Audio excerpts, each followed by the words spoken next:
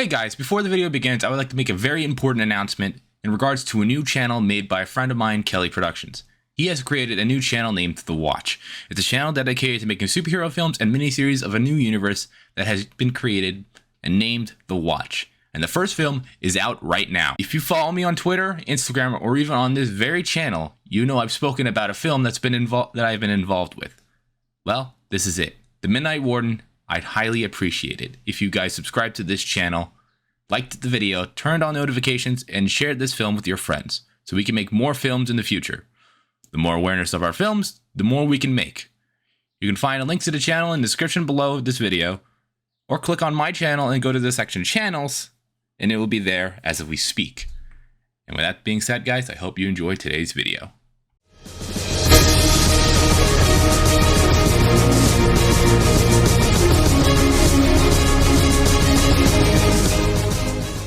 What's going on, everybody? My name is ZealetPrince, and welcome back to yet another reaction video. I am still honestly getting over the last video I recorded because you guys know the backrooms terrifies me. But we're not here to talk about the back rooms. We're here to talk about the Mexican-American War, which I honestly, out of all the wars that I know from the top of my head that America fought on soil with, Mexican-American War is the least one I know about. I don't even know what the conflict was even about, to tell you the truth. I've never looked into it, and I just left it alone because I know the Mexican-American War takes place, maybe, I think it was 2 decades so before the Civil War. But that's the amount, at least I know how it started. I know that Winfield Scott was the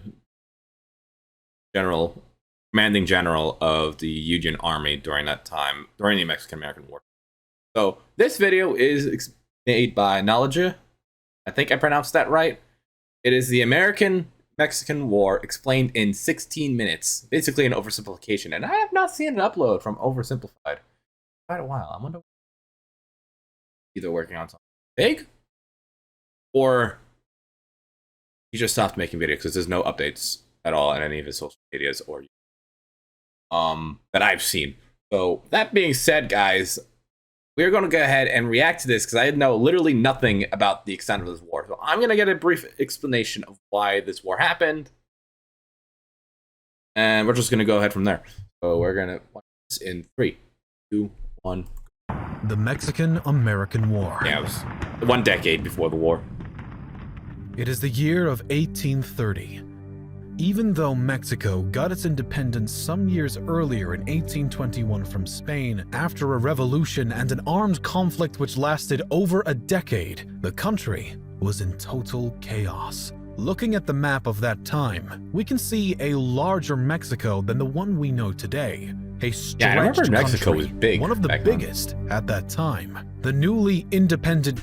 At that time, was Mexico the second biggest country only to that of Russia? Please let me know in the comment section below. Nation was in dire straits after 11 years of war. No plans or guidelines were established by the revolutionaries, so internal struggles for control of the government ensued. Mexico suffered a complete lack of funds to organize a country of around 4.5 million square kilometers. At that time, Mexico faced the threats of emerging internal rebellions and of invasion by Spanish forces from their base in nearby Cuba. This government was characterized by instability, and it was ill-prepared for international conflict when war with the Americans broke out only 2 decades later in 1846. The United States was in expansion, and the country was much bigger than it was when it became independent. The United States of America expanded deeper into the Native American territories, and they purchased the huge Louisiana territory from the French. Although the country was expanding, there was an opportunity for more. Due to Mexico's internal problems, several regions rebelled and tried to break away. Texas gained its independence from Mexico in 1836. Initially, the United States declined to incorporate it into the Union, largely because northern political interests were against the addition of a new slave state. The Mexican government was also encouraging... because America didn't Never mind. Border raids. I honestly forgot what I was going to say. And warning that any attempt at annexation would lead to war, since the Mexicans still considered Texas as part of their land. Nonetheless, annexation procedures were quickly initiated after the 1844 election of Polk, who campaigned that Texas should be re-annexed and that the Oregon Territory should be reoccupied. Polk also had his eyes on California, New Mexico, and the rest of what is today the U.S. Southwest. Looking to expand, Polk offered to purchase those lands, but the offer was rejected, and soon after, he instigated conflict by moving troops into a disputed zone between the Rio Grande and Nueces River that both countries had previously recognized as part of the Mexican state of Coahuila. The tension grew more and more over the disputed lands. Texas was annexed by the United States on December 29, 1845, and became the 28th state. Yes. However, the United States inherited the southern and western border dispute with Mexico, which had refused to recognize Texas's independence or the U.S.'s offers to purchase the territory. Thus, through this act, the tensions between the two countries transformed into a war. On April... So that's how the war started. It was all because the annexation of Texas. I did not know that. I know the war started sometime after Texas became a part of the United States, but I did not know that. That is quite interesting to me. Is there a video about the history of Mexico? Because I actually literally know nothing about the history of Mexico.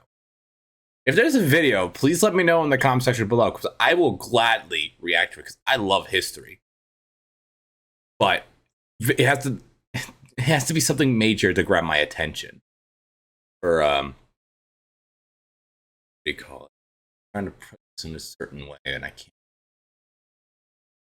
Anyway, if there's a video about the history of Mexico, just let me know, and I will react to it. If it's not like a 50-minute long video, I'll react to it. But if it's like 30-minute video, I'll react to it. So please let me know in the comment section below if there's a video like that out there. April 25th, 1846, Mexican cavalry attacked a group of U.S. soldiers in the disputed zone under the command of General Zachary Taylor, killing about a dozen. They then laid siege to an American fort along the Rio Grande. Taylor called in reinforcements and was able to defeat the Mexicans at the battles of Palo Alto and Resaca de la Palma. Following those battles, Polk told the U.S. Congress that the cup of forbearance had been exhausted even before Mexico passed the boundary of the United States, invaded our territory, and shed American blood upon American soil. On May 13th, Congress declared war, while no official declaration of war ever came from Mexico. In terms of how the war began, the situation is debatable. We have an ill-prepared Mexico with internal revolts and an emerging power that looks to expand more and more. Mexico was weaker, but the U.S. did not want to look like a bully. Even so, Ulysses S. Grant, who had opposed the war but served as an army lieutenant in Taylor's army, claims in his personal memoirs that the main goal of the U.S. Army's advance from the Nueces River to the Rio Grande was to provoke the outbreak of war without attacking first, to debilitate any political opposition to the war. After Mexican independence, there was a man, Antonio Lopez de Santa Anna, a controversial character who in the first place didn't support Mexican independence from Spain, but then fought in support of it. He then backed the monarchy of the Mexican Empire, then revolted against the emperor, and then supported a republic. The country... This guy's going in every single direction. What the hell? What is his main goal?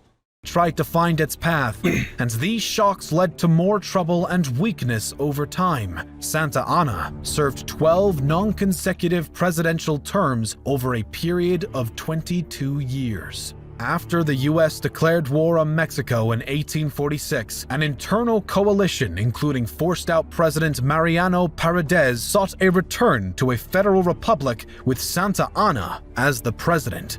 He wrote a letter to Mexico City stating he did not care to return to the presidency, but would like to come out of exile in Cuba to use his military experience to reclaim Texas for Mexico. President Valentin Gomez Farias, driven to desperation, accepted the offer and allowed Santa Anna. What was unknown for the current President Farias is that Santa Anna has been secretly dealing with U.S. representatives to sell all contested territory to the U.S. at a reasonable price, on the condition that he be allowed back in Mexico through the U.S. naval blockades. And so Santa Anna returned to Mexico, taking his place at the head of the army. Once in this powerful position, he went back on his word, declaring himself president and prepared to fight off the U.S. forces' invasion. The Americans achieved 2 victories at the Battle of Palo Alto and Resaca de la Palma.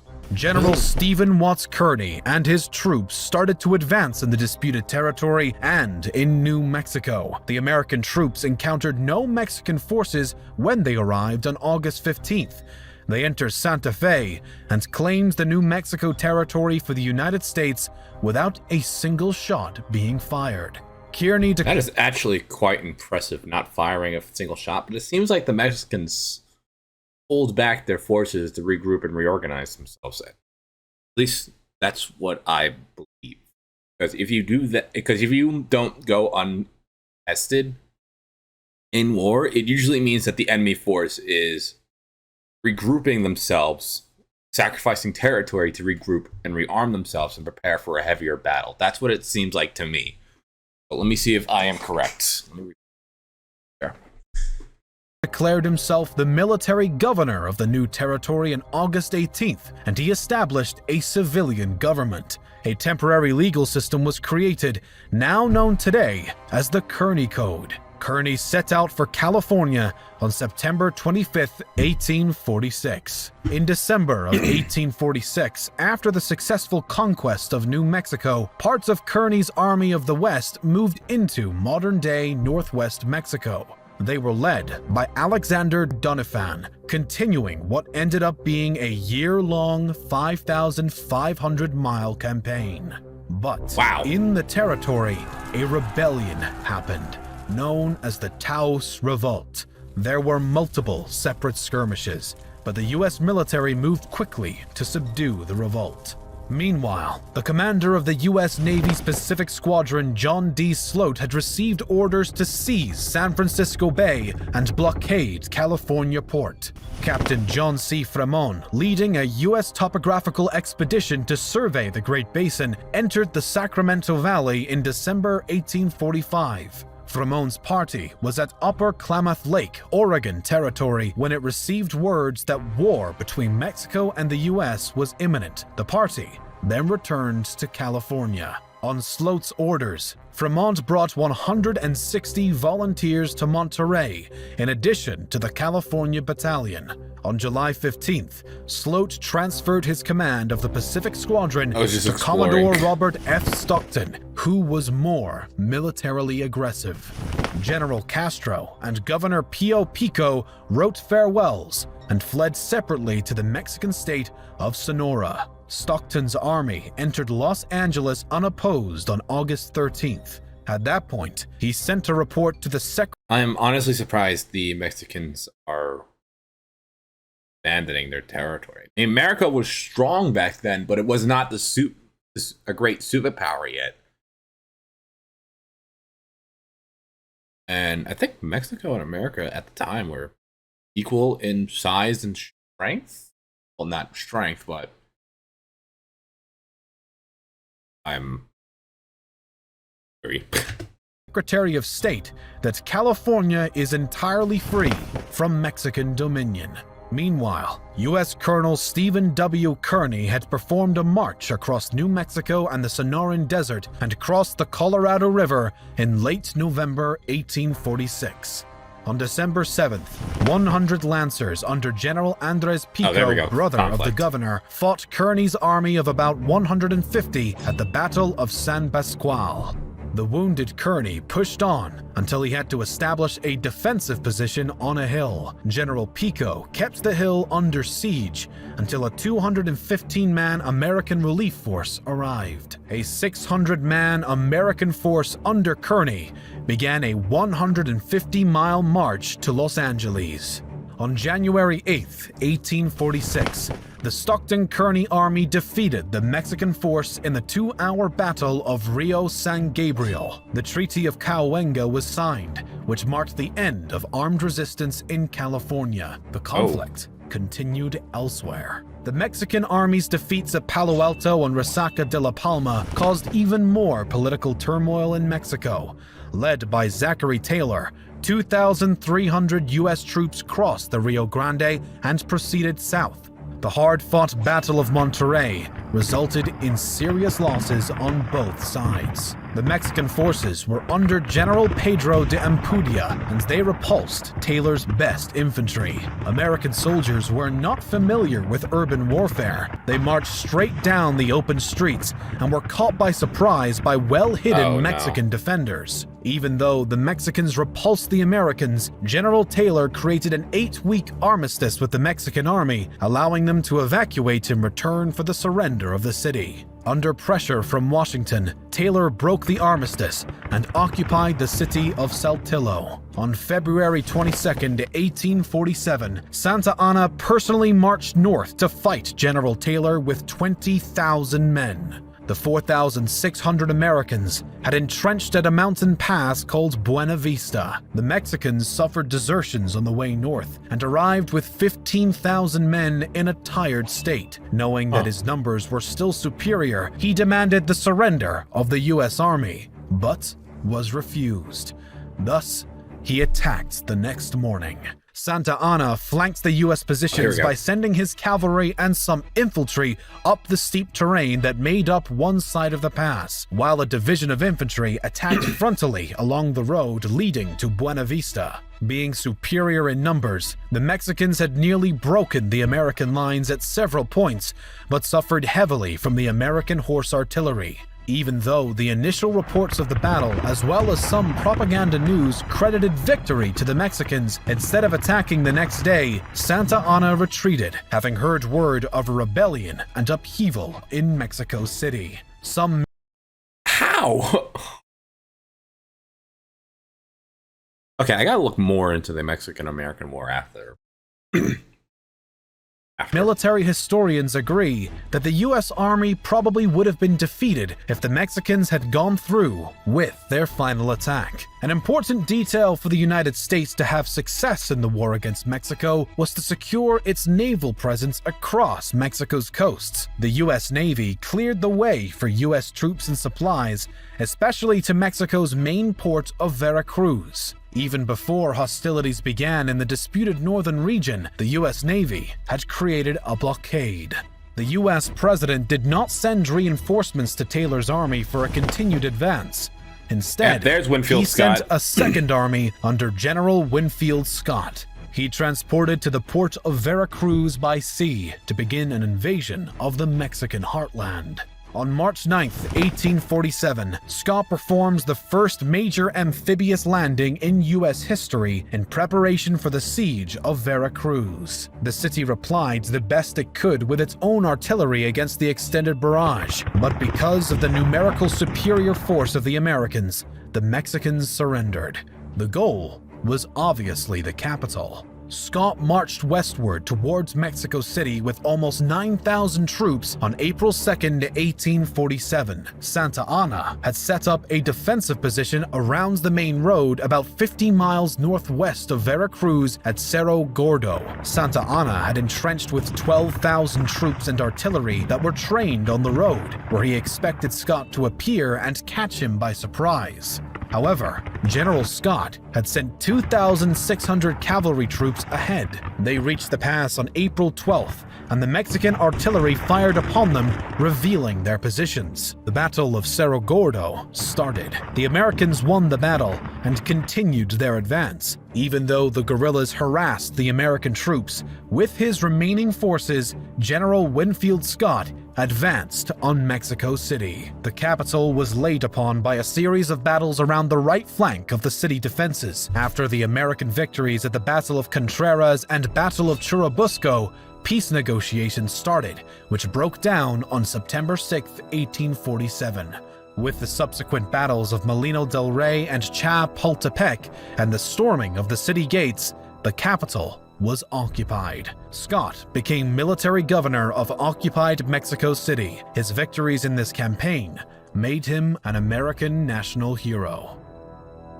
Desertion was a major problem for the Mexican army, depleting forces on the eve of battle. Most soldiers were peasants who had loyalty to their village and family, but not to the generals who had conscripted them. Often hungry, ill, under-equipped, only partially trained, and never well paid, the soldiers were held in contempt by their officers and had little reason to fight the Americans. Now that the US had gone far beyond the territorial gains it envisioned by invading central Mexico with its dense population, the question was raised whether to annex Mexico itself, but many opposed this idea due to cultural differences.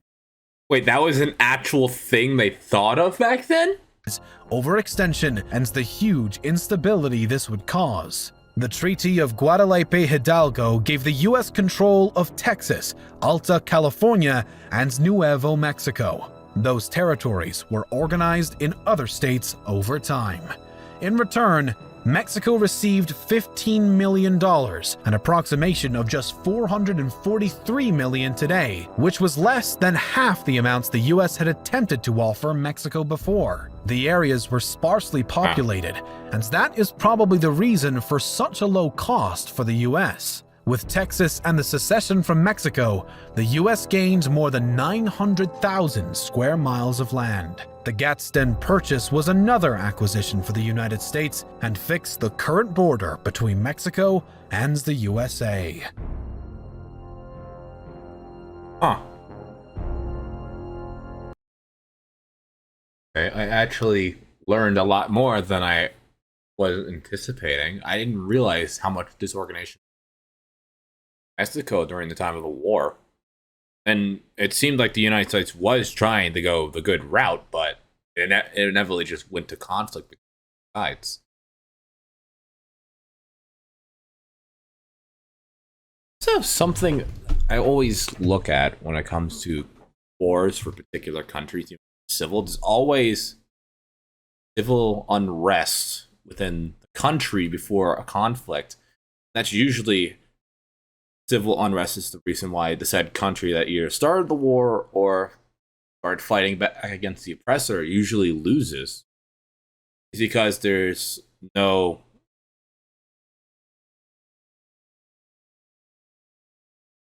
national sense, pride, the country. Oh? I don't know if that's the right word I should be using, but it's usually when you don't have a lot of motivation to fight is usually why you lose a war. That's been a huge thing in many conflicts in the past. Say World War One, Russia pulled out because of civil unrest, which led to a revolution. Another one I can think. Spain. I actually don't know much about the Spanish Civil War. If this channel has a video based around that, I want to check it out. But with that being said, guys, I think that's enough. I can confidently talk about, because this is the first bit of knowledge I've ever heard of for the Mexican-American War in more detail. So anyway, with that being said, guys, hopefully enjoy today's reaction video. Like, subscribe, all that stuff, guys, and I'm you next video. Bye.